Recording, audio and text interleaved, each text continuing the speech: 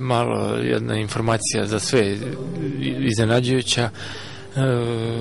To što sam kapiten neće biti problem da se snađem. Ja sam već imao iskustvo da budem kapiten u Crvenoj zvezdi. Biće mi drago da predvodim momke, da trudit ću se da budem dobar primer i tako dalje. Što se ovog ostalog tiče, sve se nekako izdešavalo prebrzo, još je sveže, tako da nećemo sad nešto dugo komentarisati. Mislim da ćemo zadržati dobru atmosferu u ekipi i da ćemo tako nastaviti. Pa mislim kako vreme odmiče da se sve više uklapam.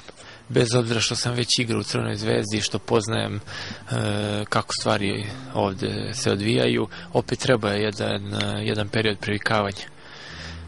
Međutim, mislim da sam se snašao i da to sve ide bolje i bolje iz dana u dan i da će to sve biti ok do početka zvaničnih utakmica.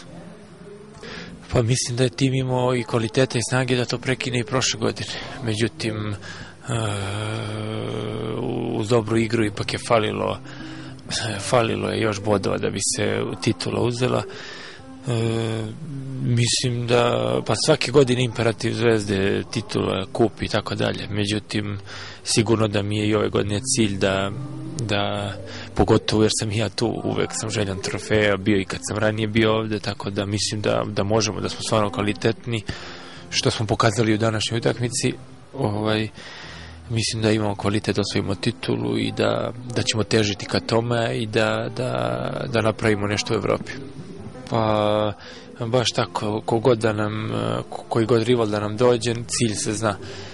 Tako, ako baš moram da biram između ova dva, više bi volio Letonci da dođu. Oni imaju prednost iz prve utakmice, ali sačekat ćemo revanš jer nikad se ne zna. Mislim da je taj start najbitniji, da taj početak zvaničnih utakmica je najbitniji i za naše samopouzdanje i za dalji tok kasnije takmičenja i što bolje odigramo te utakmice, bolje ćemo i ući u prvenstvo, mislim.